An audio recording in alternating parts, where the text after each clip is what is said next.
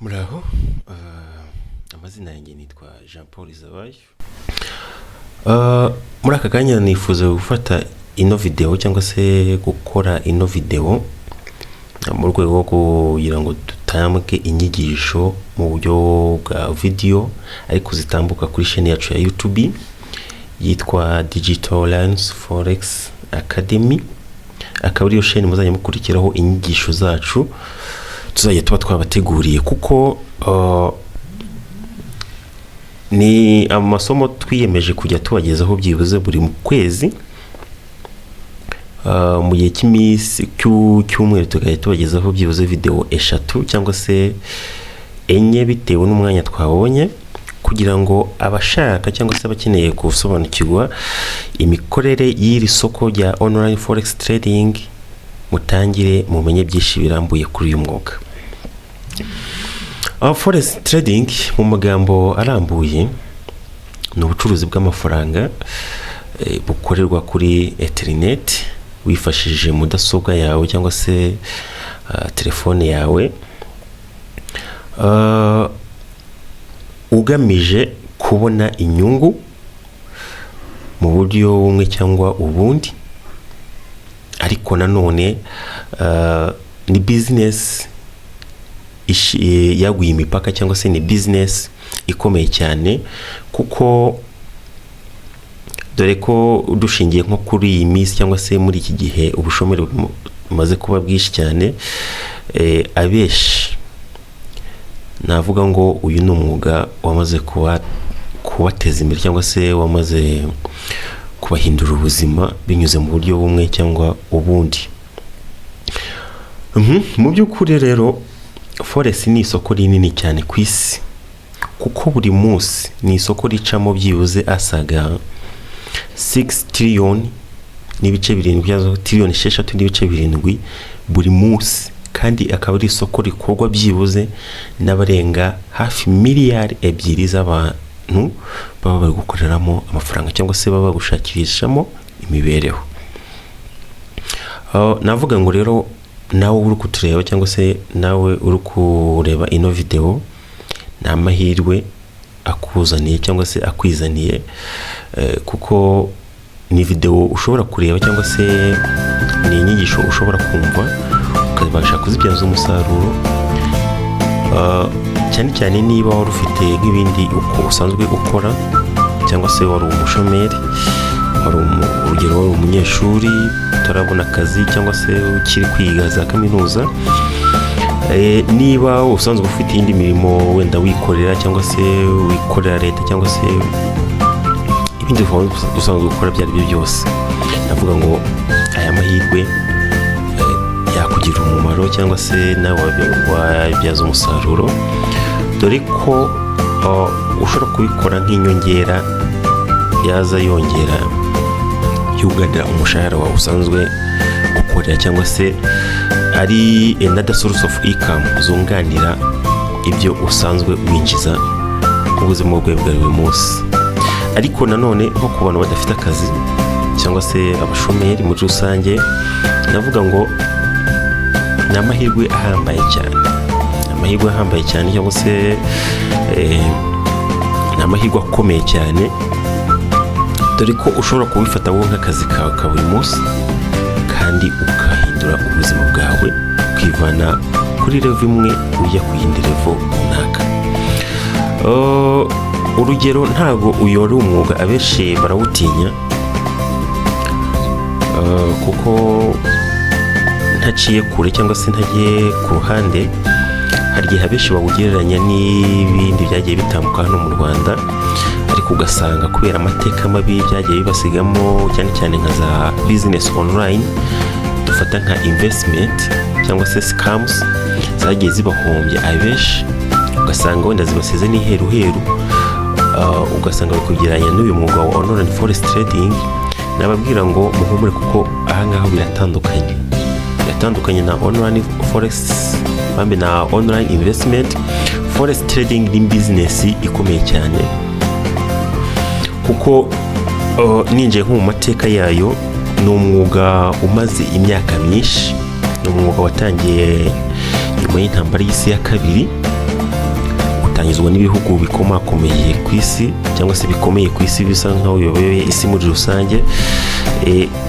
Ari umwuga watangijwe mu rwego kugira ngo uzahure ubukungu bw'isi bwari bwamaze kuzahazwa n'intambara y'isi ya kabiri. Navuga ngo rero ntago ari umwuga cyangwa se ugira aho uzajya cyangwa se ugira aho uzagarukira, ahubwo ni umwuga uzakomeza cyane kuko ni umwuga ubarizwamo ingeri nyinshi zitandukanye, amabanki, amakampani akomeye, ibigo bikomeye ku isi hose, byose ubibarizwa muri uyu mwuga wa online forex trading. Ikindi navuga ngo cyangwa se twashingiraho nuko ari umwuga ubarizwamo amakaresizi y'ibihugu cyangwa se amakaresizi, amafaranga y'amanyamahanga. Nkuko mubizi, iyi si yacu kugira ngo dukorane ubukerarugendo nuko habaho ivunjwa faranga. Niba nkeneye kujya muri Kenya, ndakenera kuvunjisha amanyarwanda kugira ngo nyahindure mu manyakenya, mbone uko nkora cyangwa se ngira ibintu ngura ngira mu gihugu ngiyemo. Niba ngiye Dubai, ndakenera kuvunja amanyarwanda kugira ngo mbone amadiramu, kugira ngo binyorohere gukora transaction yanjye igenda abangeze muri Leta Zunze Ubumwe z'Abarabu cyangwa se igihugu cyari cyo cyose ugiyemo, bigusaba gukora any exchange. Niyo mpamvu rero n'uyu mwuga udateze kuzahagarara na gato kuko ni umwuga uririyo kandi wemewe ku rwego rw'isi hose muri rusange. Ikindi nuko nasorezaho cyangwa se nababwira, ni umwuga wakorera aho waba ugeze hose. Ni umwuga udasaba kuvuga ngo bitewe wenda n'agace uherereyemo, bitewe n'ibibazo bihari, tuvuge wenda ibya politiki cyangwa se iby'intambara. Ni umwuga udashobasha guhagarara na gato, cyangwa se ibibazo by'ibyorezo, kuvuga ati byenda byateye igihugu urimo cyangwa se agace uherereyemo, ati ni umwuga urahagarara hoya. Ni umwuga ukomeza igihe n'itime, igihe cyose. Nk'urugero tuvuge ugiye nko muri Uganda cyangwa se ugiye muri Amerika cyangwa se ugiye igihugu cyo cyose waba ugiyemo, ni umwuga ushobora kugera muri icyo gihugu ugakora kandi ugahembwa cyangwa se ukagetinga profit zigufasha mu kubona amafaranga agufasha muri kwa kwimenyereza ikirere cy'aho hantu waba ugiye.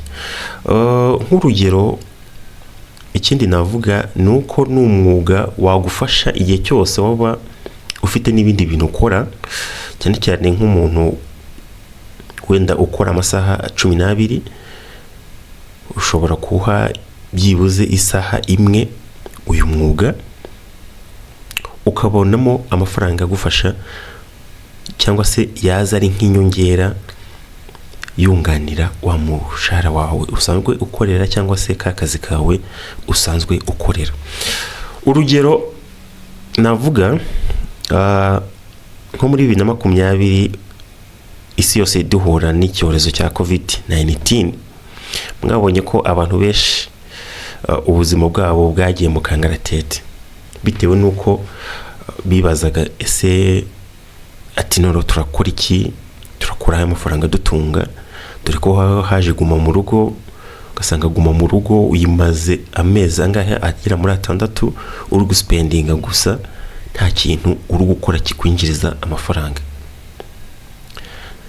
Navuga ngo rero uyu mwuga ni igisubizo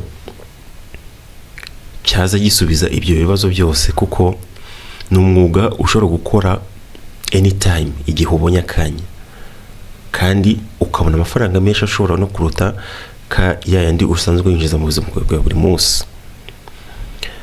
Ikindi nuvuga ngo ni umwuga ushobora kudufasha cyangwa se ushobora kugufasha muri cya gihe twahuye n'ibyo biza wenda by'imyuzure, ibyorezo bituma wenda tusubira muri guma mu rugo, ibibazo by'intambara, ugasanga wenda bibaye bibaye ibibazo, utangiye kwibaza uti se ejo ndabaho gute, ariko uramutse uzi uyu mwuga aho waba ugeze hose wabasha kubaho ubikesheje uyu mwuga wa online forex trading.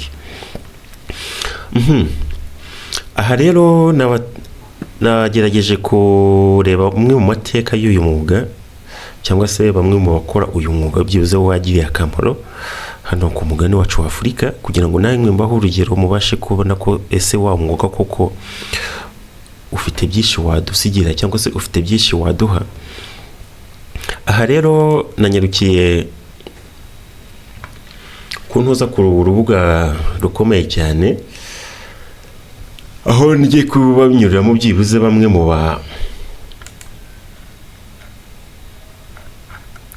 ba traders cyangwa se ngiye kubereka bamwe mu ba traders babashije gutera imbere binyuze muri uyu mwuga, ariko aba traders bakomeye bahindutse aba-billionaire kuri uyu mugabane wa Afurika. Turahasanga urutonde rugera ku bantu 10 cyangwa se ku ba traders 10.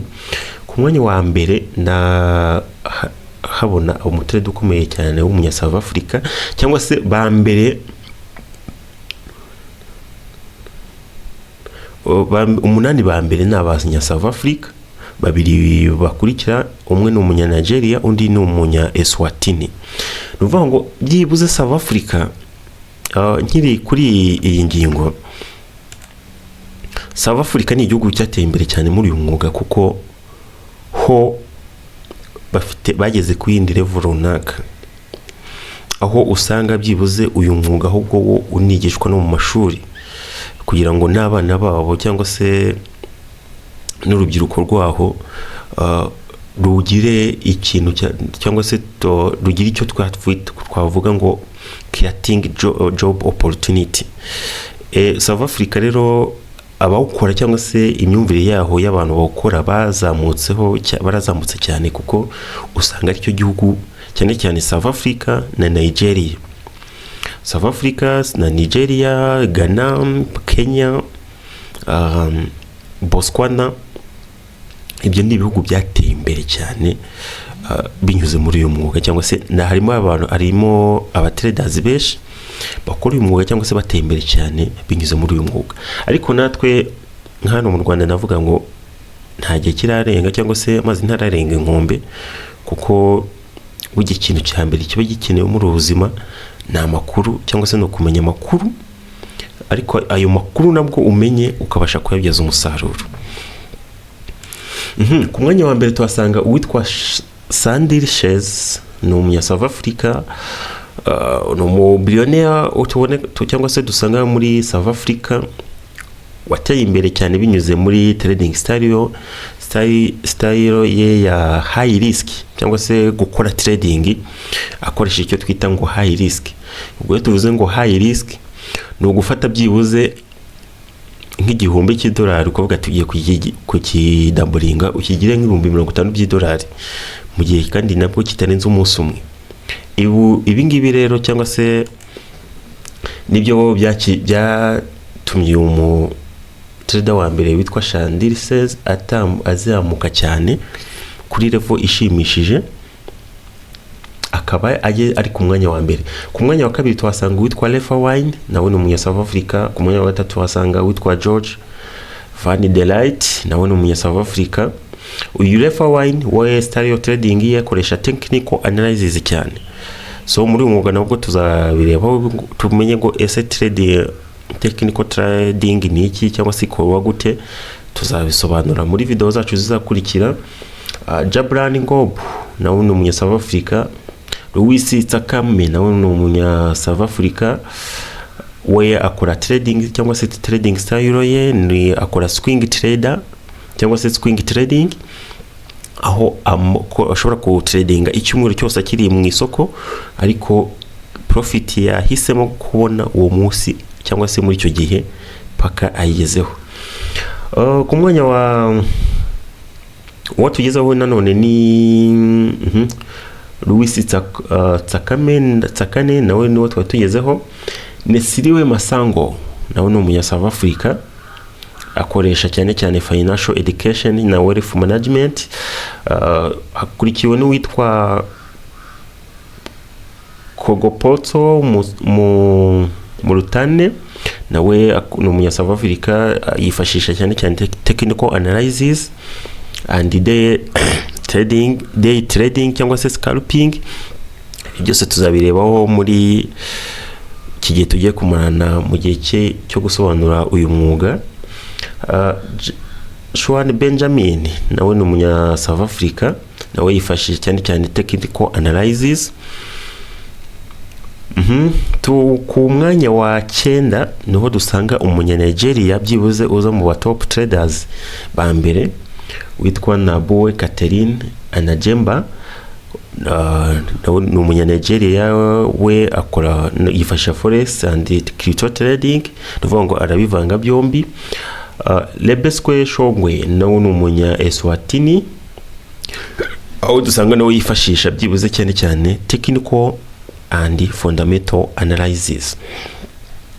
So tararenga hangaha rero, ukuvuga ngo bitewe nuko uyu mwuga ni isomo rirerire cyane, cyane cyane nkunda kugira inama niba ushaka kuba successful muri uyu mwuga, fata umwanya uhagije, ufata ubumenyi buhagije, kuko hari igihe hari ibintu bikunda kubaho ugasanga umuntu apfuye kwiga amasomo nkano kuri YouTube, wenda ejo arahombye, atangiye guhomba, so agatangira kuwufata ukundi kuntu, kandi wenda bitewe n'ubumenyi bukeya usanga abufiteho. Ibyiza rero nuvuga ngo, cyangwa se inama nziza kuri uyu mwuga, ni ugushaka umuntu ugusobanura mu buryo bwimbitse in deep. Impamvu uvuga ngo ugushaka umuntu ugusobanura cyangwa se uwo twita meta ugufasha cyangwa se ugufata akaboko, nuko ari ibintu biba bikenewe. Uko byagenda kose, wavuga ngo wigiye he, wavuga ngo wigiye online cyangwa se wasomye ibitabo, ariko uko byagenda kose muri uyu mwuga bisaba ko byibuze ugira umuntu ugufata akaboko, ugira umuntu ukuyobora, ugira umuntu kubera meta, ukuyobora kuri tap by tap paka ubaye successful muri uyu mwuga. Uyu mwuga maze hafi imyaka 6 nkukora, ariko iki gisekeje cyangwa se ikintu gitangaje kandi wenda kiza cyane, nuko umuntu wanyigishije uyu mwuga still now turacyari inshuti cyane, ngo se aracyafata akaboko. Ntago mvuga ngo nubwo hari level imwe navuyeho hari n'indi level ngezeho, ariko bivuze ngo uwo muntu wanyigisha ndeta mureka we, cyangwa se uwampaye amakuru uyu mwuga ndeta mureka. Ahubwo impamvu nuko hari ibyo usanga we azi kubera afite experience y'imyaka igera muri 11-12, ukumva andusha hafi imyaka igera muri 5, ariko kubera yantanze muri uyu mwuga uko byagenda kose hari byinshi abandusha. Niyo mpamvu nanjye uko byagenda kose, nubwo ngumaze mu gihe kirekire hafi imyaka igera muri 6, ariko hari byinshi mba ngisaba ko mwigiraho. Nicyo kintu rero nagira ngo mbasobanurire. Niba ushaka gutangira umwuga mu buryo buri professional, nacyo cyaba cyiza cyangwa se cyakubera imwe mu nzira nziza yo kuba successful muri uyu mwuga. Hari impamvu rero ibingibi byose mba mbibabwira, nuko hano harimo ibitabo bimwe na bimwe tugenda twifashije mu kubigisha cyangwa se mu gutanga ubumenyi, ariko nkuko nababwiye ko tuzabana mu gihe kingana n'ukwezi tubaha video zingahe, uvuga ngo tuzaye tugerageza kubisobanura ariko mu buryo butaziguye. Yego, mu buryo butaziguye kubera ko umwanya wabingora abahize ko kujya kuvuga turabyinjiramo in deep, tubisobanure in deep byatobera ingorabahize. Ariko mu bumenyi tuzabasha gutangira hangaha, ndizira ko wabashije kubikurikiza neza 100%, hari umusaruro bwaguha, cyangwa se wajya uvuga ati wenda ufasha $100 uyabyaje $20, $50, $100 bitewe na capital ufite, yaza yunganira izo profit zaza zunganira wenda ibindi usanzwe gukora cyangwa se akandi kazi kawe usanzwe gukorera mu buzima bwawe bwa buri munsi. hano dufite igitabo cyitwa Master Financial Analysis.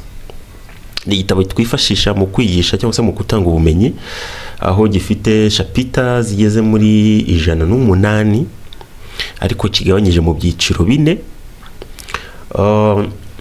Icyiciro cya mbere cyangwa se session ya mbere naho dusangamo introduction ya forex market, ariho dusanga bimwe muri mu byo kugira ngo usobanukirwe forex trading ni iki, ikorwa gute, yatangira ryari, imikorere yayo, amateka yayo. Session ya kabiri ni ukwinjira, noneho tutangira kwinjiramo in deep muri trading yacu cyangwa se mu isomo ryacu, ariho hari dusanga forex trading terms and corporate guiding, buying and selling.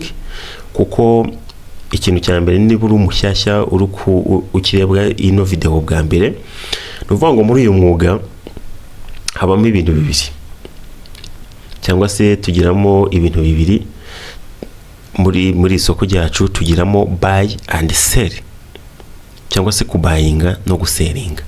Bivuze ngo iri soko ryacu rigizwe n'ibyo bintu bibiri gusa, kuko nibyo usanga biyoboye iri soko ryacu muri rusange. Ari ahangaha muri session ya kabiri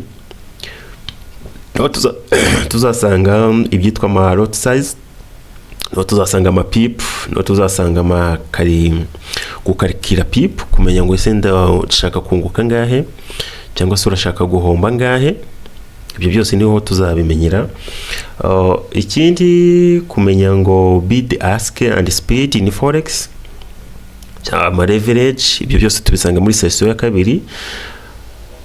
Tukajya tukabona kandi gace ko kitwa corporate guide to buying and selling. When do we buy and sell, cyangwa se niho dusanga forex chart, forex order type, forex trading platform, byose tubisanga forex strategy, forex broker and their types, byose tubisanga muri aka gace ka session ya kabiri. Session ya gatatu dusangamo ibyo niho nicyo gice dusangamo support cyangwa se technical analysis cyane and risk management. Hariho tuzasanga za support and resistance, trend lines n'ama channels, forex trading indicators, za moving average, byose tuzasanga muri iki gitabo. Session ya kane tubonamo igice cyitwa physiology of forex trading. Tubonamo ibyo twita random nature of market, consistency in random market, emotion. Nuvuga ngo iki kintu cya emotion iki kintu cya emotion muri iri soko usanga aricyo kiri kugora abantu benshi. Nuvuga ngo ugasanga umuntu wese akuyoborwa na emotion ari kugenda agirira muri iri soko, ugasanga ziragutsinze cyangwa se uhora zitsinze. Iyo bashiye kuzitsinda nicyo kintu cya mbere kiba ari ingenzi muri uyu mwuga. Overtrading, common in trading bases, reason from legendary traders. Ibi byose tubisanga muri session ya nyuma ariyo ya kane. So ntago ndajya kwirigwa twifashisha kino gitabo, kuko ni igitabo twifashisha wenda nko ku muntu kwiga live. Tuvuze ngo tugiye kwifashisha amasomo yacu yatinda cyangwa se hazatinda ntazarangire, ariko tugiye kwifashisha iki ngiki mu rwego rwo kuyasobanura mu buryo bwihuse cyane. Iyo tuvuze forex trading nkuko nabivuze haruguru, ni isoko riboneka online ariko rishingiye kuri foreign exchange. Kuko nuvuga ngo tuvuze forex trading ubundi utawumvamo iri jambo for, kongera ukumvamo iri jambo ryitwa exchange.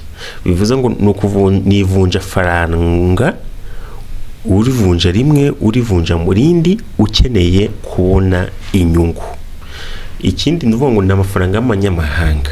Yego, n'amafaranga y'amanyamahanga cyangwa se ni isoko riboneka online wifashishije telefone yawe cyangwa se wifashishije mashine yawe cyangwa se mudasobwa yawe, ukeneye kuvunja amafaranga y'amahanga, ukeneye kubona inyungu mu buryo bumwe cyangwa ubundi kugira ngo bibashe kunganira ibyo usanzwe wikorera mu kazi kawe ka buri munsi. Hano rero muri iri soko ryacu rya online, you sell one currency and buy another currency. Kubera ko nuvuga ngo nk'urugero natanga, nk'iyo uvuye hano mu Rwanda wenda kwerekera mu Burundi cyangwa se kwerekera muri Uganda, urakenera amafaranga y'icyo gihugu kugira ngo ubone uko niba ugiye kurangura cyangwa se niba ugiye gukorayo ibindi bintu runaka cyangwa se ugiye nko kugurayo amazi, urakenera kugura amazi muri amafaranga y'icyo gihugu ugezemo. Kugira ngo ujye kuyagura rero nuko urabanza gukora exchange, ukabufata amanyarwanda yawe ukaya exchanginga kuri Forex Bureau kugira ngo baguhe amashiringi yo muri icyo gihugu ugezemo cyangwa se baguhe amarundi yo muri icyo gihugu ugezemo. So muri iri soko ryacu rero mvuga ngo ikintu cy'ingenzi nuko amafaranga yacu agenda ari abiri.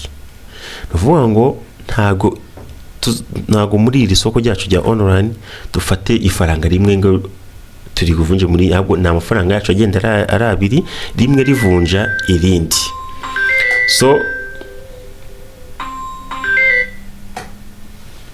muri uko kuvunja irindi rero biragenda bidufasha cyane kuko biba ari ikintu cyiza cyane cyangwa se biba ari intambwe nziza cyane, kuko nuvuga ngo urugero hano batanze cyangwa se baduhaye hari nka USD ZAR. When you go to USA you have to exchange sell, you have to exchange cyangwa se kugurisha amazar ukagura ama USD in order for you to make transaction in the USA. Ibi byose ni ibigufasha cyangwa se ni ibigufasha kwinjira muri rya soko ryawe, kuko muri online trading ho dusangamo aya ma pairs uko ari abiri. Aya ma pairs uko ari abiri uvuga ngo wowe hari nka bya ndi namaze kubabwira haruguru, uvuga ngo dukora analyze tukavuga ati ese aya kimwe ni ikihe kiragira agaciro cyane mu kurusha ikindi, cyangwa se ni ikihe kirazamuka cyane mu kurusha ikindi, cyangwa se ni ikihe kiramanuka cyane mu kurusha ikindi. Ibyo ngibyo akaba ibyo twifashisha muri iri soko ryacu rya online forex trading. Iri soko ryacu rero no kuvuga ngo tugiramo icyo twita ama sessions. Ama session yacu navuga ngo nkanaba nk'urugero kuko nta kwisi hacu kuri isi dutuyeho cyangwa se kuri mugabane dutuyeho isi muri rusange, hari aho usanga ari ku munwa, hari aho usanga ari nimugoroba, hari aho usanga ari ku gicamunsi. Bese amasaha yacu ntago agendera hamwe. Niba atagendera hamwe rero biba byiza kumenya ngo ese igihe ngiye kwinjira muri rya soko ryanjye ndasabwa iki cyangwa se ndasabwa kugendera kuki, kugira ngo utaza kujya muri isoko ryawe mu gihe kitari cyanyacyo. Aha ngaha dufite icyo twita ngo market session. Uvuga ngo nkuko nk'urugero ushobora kuba uri hano mu Rwanda ariko muri Amerika ari nijoro cyangwa se ari ku munwa. For example nk'ubu niba tugeze wenda saa 8, aka kanya hano mu Rwanda tuti saa 8, ariko USA bari saa 12, saa 2, saa 1 za mu gitondo. Bivuze ngo umuntu wo USA yagomba kumenya ese ndinjira mu isoko ryari, cyangwa se umuntu wo hano mu Rwanda urinjira mu isoko ryari, kugira ngo bigufashe kumenya igihe uragira muri rya soko ryawe. For example dufite amasaha anyuranya cyangwa se amasaha tugiye kureberaho hano, na amasaha dukoresha cyangwa se dukunda gukoresha.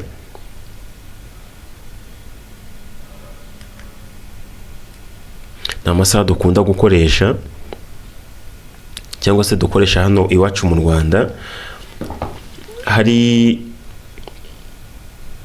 hano turi kubona kuva saa 7 za nijoro kugeza saa 6 za nijoro. Uvuga ngo aya masaha nayo twifashe hano, waba uri hano mu Rwanda, waba uri mu Burundi, waba uri Uganda, waba uri Kenya, waba uri South Africa, na masaha upfa kumenya ngo ese GMT igusiga amasaha ngahe. Ariko tufata urugero nk'abantu bari hano mu Rwanda no mu Burundi cyangwa se South Africa, na masaha amwe, tugendera ku masaha amwe. Nuvuga ngo dufite session zigera muri enye. Session ya mbere itanye aho tubona ko itangira saa 3 za mu gitondo ikarangira saa 11 z'umugoroba. Nuvuga ngo saa 3 za mu gitondo hano mu Rwanda, ubwo Europe cyangwa se iyi session ya London session muri Europe baba bafite saa 1 za mu gitondo, kuko tubagendaho imbere amasaha 2. Nuvuga ngo baba bafite saa 1 za mu gitondo. Bivuze iki rero, cyangwa se ibi bishatse gusobanura iki? Biba bishatse gusobanura yuko niba London bafite saa 1 za mu gitondo, nibwo imirimo nyirizina cyangwa se ibikorwa remezo biba bitangiye kugira muvuma, cyangwa se amafaranga yabo atangiye kumuvinga, akeneye kujya mu bikorwa bitandukanye. Nk'urugero natanga hano iwacu mu Rwanda, mubona ko byibuze saa 1 za mu gitondo cyangwa se saa 12 za mu gitondo abantu bashinzwe bakujya mu tuzi cyangwa se dutandukanye. Amabake nibwo abajya mu mabake nibwo baba kujya gukinira amafaranga. Ruvuga ngo cya gihe amafaranga ari gukinirwa cyane cyangwa se ari kumuvinga cyane, nibwo isoko natwe ryacu riba ritangiye kuvuga ngo rifite high speed cyangwa se high volatility iri hejuru. Ruvuga ngo iyo winjiye mu gihe kitari muri session itari ya nyayo, rero hari gihe usanga isoko ritari kuvaho riri, bitewe nuko nta moving cyangwa se nta muvuma y'ibikorwa remezo cyangwa se y'amafaranga iri kugaragara muri iyo session winjiriyemo. Muri London session rero dusangamo cyane cyane ama currency akunda kwifashishwa cyane cyane. Harimo nka currency dusangamo muri London session, turasangamo euro,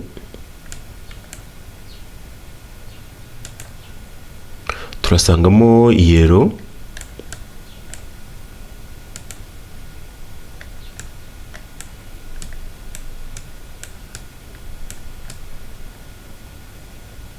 twongeye dusangemo ipaundi,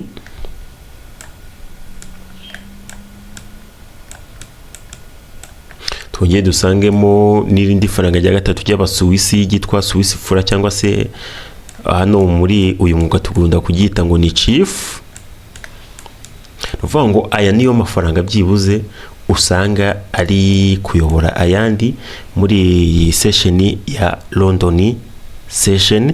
Noneho mu saa 8 za hano mu Rwanda haba hatangiyemo indi session ya kabiri ya New York session. New York session ibita itangira saa 8 igasoza saa 4 z'umugoroba.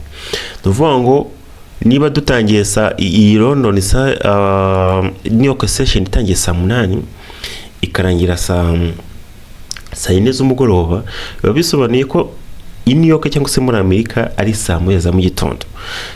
Niba ari saa 1 za mu gitondo, rero birumvikana ko nibwo muvuma ziba zitangiye cyangwa se amafaranga batangiye kumuvinga akenewe cyane ku isoko ry'umurimo.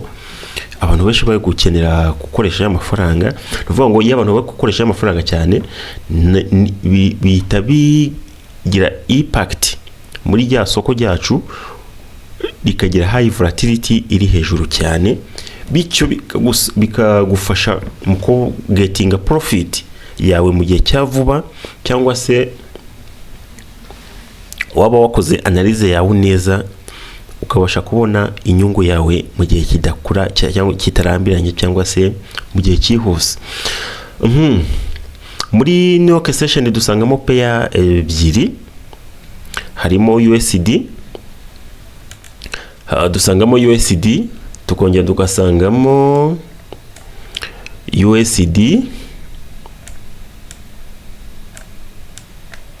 tukongera tugasangamo na CAD cyangwa se Canadian dollar. Aya niyo mafaranga dusangamo byibuze ayoboye muri iyi niyo akunda kuyobora muri iyi New York session, niyo usanga ari kuyobora cyane muri iyi session. Ukibaza uti se noneho hano ko bihuye bitangiriyemo hagati muri iyi London session kugeza saa 11, nuvuga ngo yimwe itangiye, niba London session yatangiye saa 3 za mu gitondo, za hano mu Rwanda ikaba irarangira saa 11, saa 8 hagatangiramo indi London bambe New York session ikarangira saa 11, bambe ikarangira saa 4, ariko byibuze muri cya gihe New York session yatangiye, nuvuga ngo noneho icyo gihe isoko rigira imbaraga cyane kurusha uko byabisanga mu cyangwa se wasanga wakwinjira mu isoko harimo session imwe gusa. Nuvuga ngo iyo session zihuye ari ebyiri, icyo gihe nibwo isoko riba rifite imbaraga cyane kurusha uko haba harimo session imwe gusa. Bivuze iki rero? Bivuze nk'umuntu ukunda kubona umwanya saa kumanywa cyangwa se mu gihe cyo kumanywa, nuvuga ngo nko kuva saa 8 kugeza saa 11, uramutse ugiye kujya nko mu isoko, akesha ushobora kwibanda kuri euro, ushobora kwibanda ku pound, ushobora kwibanda kuri chief, ushobora kwibanda kuri USD, ushobora kwibanda kuri CAD. Icyo gihe cyose izo pair zose ziba zifite high volatility iri hejuru. Hano hari abo usanga bibaza ati se ngewe nkora akazi kanjye ku munwa kuva saa 3 za mu gitondo, ndabona izo session nibwo zitangira zikarangira wenda saa 11, akazi kanjye kari gusoza, ese nabona umwanya ryari cyangwa se ngiye nakwinjiramo ryari? Ku bantu babona umwanya nijoro cyangwa se bakunda gutradinga nijoro, nabo navuga ngo ntimusigaye cyangwa se namwe ntimwacikanwa, kuko hari izindi session tubona zikora mu masaha y'ijoro, ariko navuga ni mu masaha y'ijoro ya hano iwacu mu Rwanda gusa. Ku bantu bari muri ibi bihugu tugiye kuvuga byo bashobora gutradinga muri cya gihe cyabo, nabundi nta kibazo kirimo. Kuva saa 5 rero z'ijoro kugera saa 1 z'igitondo za hano mu Rwanda haba hatangiye cyangwa se haba harimo session yitwa Sydney session cyangwa se Australian session. Nuvuga ngo muri Australian session ushobora gutradingamo currency yitwa OD cyangwa se Australian dollar. Noneho muri icyo gihe cya saa 5 kugeza saa 1 za mu gitondo hahita hatangiramo indi session yitwa Tokyo Asian cyangwa se Asian session, yo itangira saa 7 z'ijoro, igasoza saa 3 za mu gitondo. Nuvuga ngo zino saa 3 za mu gitondo kuva saa 7 z'ijoro kugeza saa 3 za mu gitondo, bumvikane ko haba harimo session ebyiri. Haba harimo iya Sydney batangiye saa 5 ikageza saa 1 za mu gitondo, hakongera gatangira iya Tokyo Asia igeza saa 3 za mu gitondo. Bivuze ngo kuri Tokyo Asian cyangwa se Japan Asian dusangamo pair ebyiri. Harimo pair zikunda kuyobora iyi session, harimo GPA cyangwa se Japanasian, tukongera tukasangamo yitwa NAZAD cyangwa se New Zealand dollar. Izo pair uko ari ebyiri dusanga arizo ziba akeshi ziyoboye Tokyo cyangwa se Asian session. Nuvuga ngo igihe cyose ugiye kugera mu isoko, byibuze tubonye ko hari pair zigera muri zingahe ushobora kwibandaho ugiye cyose waba ushaka kwinjira isoko ryawe. Nk'urugero noneho mu masaha mu gitondo tukoretse hano kuri London session, cyagihe uba New York session iba itaratangira, uvuga ngo wowe wenda ubonye akanya saa 3 za mu gitondo kugeza saa 4 z'amanywa, ushobora gutradinga London session na Tokyo cyangwa se Asian session zose, kuko ziba ziri convert. Uvuga ngo kuva saa 3 za mu gitondo kugeza saa 4 za mu gitondo haba harimo mixture cyangwa se imvange ya London session na Tokyo cyangwa se Asian session. Ariho cyane cyane nka pair wenda natanga mu rugero nka GPA, izo ndi pair zikunda kuyobora mu masaha yo mu gitondo saa 3 saa 4, cyangwa se Euro GPA cyangwa se Chief GPA. Izo ni pair akeshi usangwa zitradingwa mu masaha y'igitondo. Ariko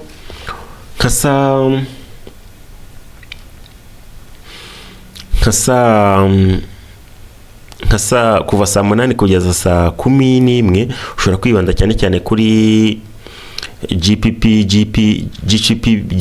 USID cyangwa se Euro USID Chief USID cyangwa se USD Chief. Izo ngizo nazo ushobora kuzibonamo opportunity nziza kandi ishimishije yakugira umumaro, cyangwa se ukifashisha nko mu masaha y'ikigoroba cyangwa se y'ijoro hari nka OD GPA, nka OD USID. Izo zose ni pair ushobora kwifashisha amasaha y'ijoro akaguha umusaruro ushimishije. Nkuko nabivuze nanone haruguru, nuvuga ngo iri ni isoko ryacu ribarizwamo cyangwa se rinini cyane, riri most market cyangwa se isoko rinini cyane, aho dusanga ko ari isoko ribarizwamo byibuze ku kigero cya 5 trillion buri munsi ugereranyije n'andi masoko tusanga aba akomeye ku isi muri rusange.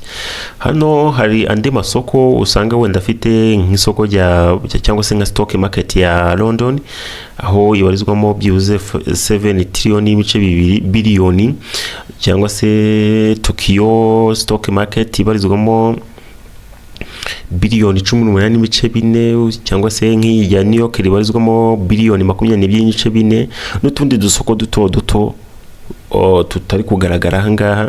Ariko byibuze hano ukabona ko FOREX trading ni isoko rinini kuko ribasha kubonekamo hafi cyangwa se ribasha kunyuramo transaction zisaga 5 trillion buri munsi, kandi abarenga miliyari 2 ari abantu baba kubarizwa muri iri soko barishakiramo amaramuko cyangwa se barishakiramo amafaranga akabafasha mu buzima bwabo bwa buri munsi. Iri soko ryacu rero nkuko nabivuze haruguru, ruvuga ngo tugiramo icyo twita pairs. Pair ruvuga ngo ni amafaranga abiri aba tuba twakombayininze agenda ari abiri. Nuvuga ngo kuko nkuko nabivuze ni ifaranga rimwe riba rivunja irindi. Iyo iryo faranga rimwe riba rivunja irindi rero bita bihinduka icyo twita pair. Iyo byamaze gukombayininga rero bita bigira igiciro runaka. Nuvuga ngo iki giciro runaka niba ari cyo ugiye kwinjiriraho, ukamenya ko ifaranga rya mbere yitwa base currency, ifaranga rya kabiri ryitwa kote currency. Nuvuga ngo ibi ngibi nibyo ugomba kwitaho cyane mbere na mbere igihe cyose ushaka gutangira uyu mwuga. Turasanga icyo twita terminology cyangwa se people percentage in poet. People percentage in poet nuvuga ngo ni aga small price kadufasha kubara ese inyungu cyangwa se igihombo igihe tugiye kwinjira muri rya soko ryacu. Nk'urugero, niba nababwiye ngo cyangwa se haruguru namaze kubabwira ko isoko ryacu rigenda ari combine y'amafaranga abiri, ifaranga rimwe rivunja irindi, bigahita bibyara igiciro runaka. Nuvuga ngo nk'urugero ni kandi nkaba nababwiye ko muri isoko ryacu ibintu birangwamo ari buy and sell. Igihe ugiye kwinjira isoko ryacu wenda ugakora buy n'urugero, sibyo? Ugiye mu isoko ryacu isokora buy, niba ukoze buy cya giciro cyacu kikazamuka kikava kuri wenda winjiriye kuri iki giciro baguhaye ahangaha cya 13, wenda winjiriye kuri price 13 n'ibice 3.9 noneho igiciro cya winjiriye cyangwa se isoko rya winjiriyemo rihise rizamuka rigeze kuri 10 wenda na 3 n'ibice 3.9 umunani cyangwa se 3.9 9 nanone. Nuvuga ngo urumva ko ya ntera irimo hagati cyangwa se za pourcentage zirimo hagati nizo profit zawe. Igihe wavuze ngo urakora buy ukagera kuri iki giciro akaba ari cyo wenda usorezaho cyangwa se uvira mu isoko, nuvuga ngo za pourcentage zirimo hagati nizo wungutse. Izo pourcentage zirimo hagati rero nizo twita pip mu kubara pip. Nuvuga ngo ufite kuri iki giciro cya 13 bice 3.9 none isoko ryawe winjiye muri la movinga rigera kuri 13 n'ibice 39 bivuze ngo harimo pip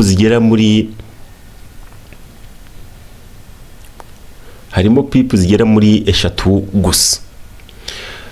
Akantu kadufasha kubara pip rero nakangaka kano kabari kari inyuma muri kubona kugatukura, no kuvuga ngo niko twifashisha tubara pip.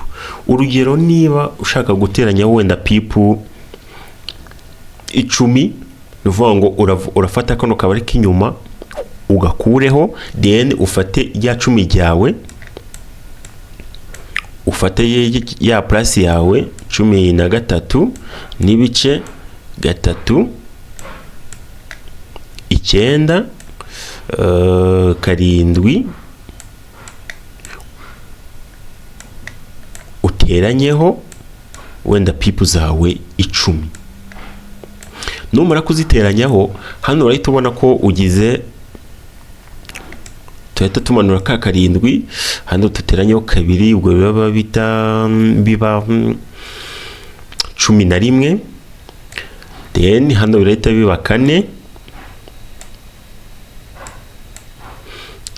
hano tumanure ya virigire, hano bibe 3, hano tumanure 1, ubwo tuhita tubona ya price 13 n'ibice 4 karindwi bambe 4 17 twongeye duteranyo ya pipu yacu bibe iki ngiki. Nuvuga ngo iki giciro ahangaha nabanteranyijeho pipu 10 zose. So nuvuga ngo mu kubariza pipu urateranyaho igihe ugiye kubayinga urateranya, ariko igihe ugiye kuguseringa urakuramo. Nuvuga ngo igihe uri gushaka profit, igihe uri kubayinga urateranya, ariko igihe uri gushaka loss urakuramo, then kugira ngo ubone price uraza kuviramo. Twite tugera hano kuri icyo twita ngo ni lot size. Lot size ikidufasha nuko idufasha mu ku determine cyangwa se ku determininga profit cyangwa se loss. Nuvuga ngo lot size akeshi tuyifashisha mu kugira ngo tumenye loss turaza kubona cyangwa se cyangwa se profit turaza kubona. Lot size rero ni navuga ngo ni ingano y'ibyo ubu uri gukoresha. Nk'urugero niba ushaka inyungu wenda y'amadolari 200 urayibona bitewe na lot size wakoresheje. Niba ushaka inyungu y'amadolari 10 urayibona bitewe na lot size wakoresheje. Niba ushaka inyungu wenda y'amadolari 10 urayibona bitewe na lot size wakoresheje. Nuvuga ngo uko ukoresha lot size nini ni nako n'inyungu iza ari nini, ariko niba ukoresha lot size nini ni nako n'igihombo kiza ari kinini. Ibyo bintu mumenye kubitandukanya. Hano dufite amoko 3 ya lot size. hariyo twita standard lot size, byibuze yuko wakoresha standard lot size ibihwanye na rimwe. Nuvuga ngo iyo tuvuze lot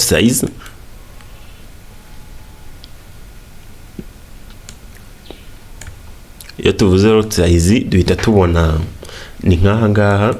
Hano ubwo ndi muri rya soko ryacu. Urugero nkaza hano muri kureba aha ngaha, nkaza nkavuga ati hizemo wenda rimwe. Hano ubwo nkoresheje standard lot size, mumbabarire, cyangwa se nkaza akoresha iyi mini lot size ihwanye na 0.10. Nuvuga ngo ni nkoresha 0.10 ndaba nkoresheje iyo twita mini lot size, naho ni nkoresha 0.01 ndaba nkoresheje iyo twita micro lot size. Izi micro lot size ro zitandukanira he, cyangwa se izi lot size zitandukanira he? Nuko standard lot size iyo uyikoresheje byibuze kuri per 1 pip ubona amadolari 10. Bivuze iki? Bivuze ngo kuri yo yungutse pip 10,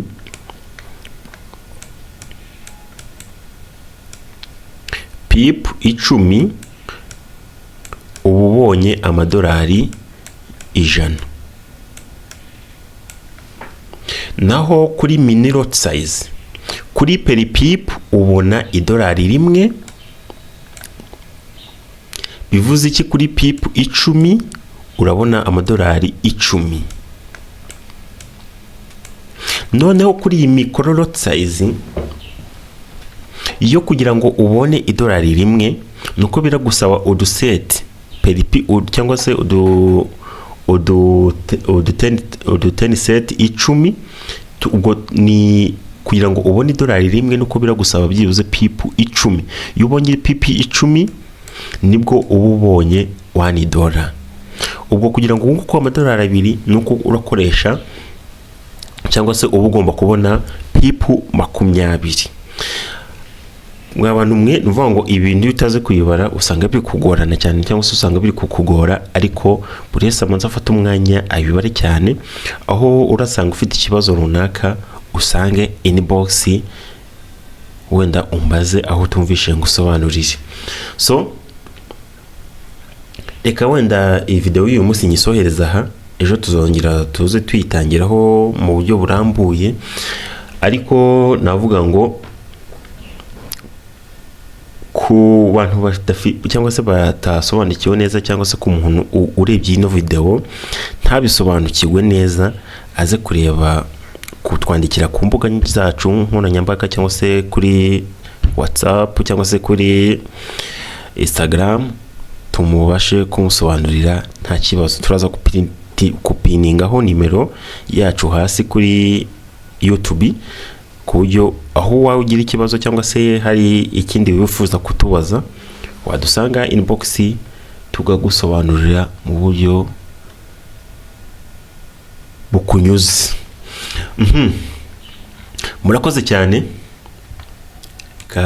soreza ahangaha, ndetse mbibutsa ko mwakora subscribe na share na comment, kuko ni ingenzi cyane, kuko comment buriya zidufasha mu kumenya ngo ese video y'ubutaha twazaza twibanda kuki. Yo wamaze kureba ino video kagira ikibazo runaka, ushobora kucyandika muri comment, ubutaha cyangwa se video ikurikira dushobora kuza ariyo icyo kibazo cyawe aricyo twibandaho kugira ngo ubashe kugenda usobanukirwa. So mwakoze cyane kandi turabakunda cyane.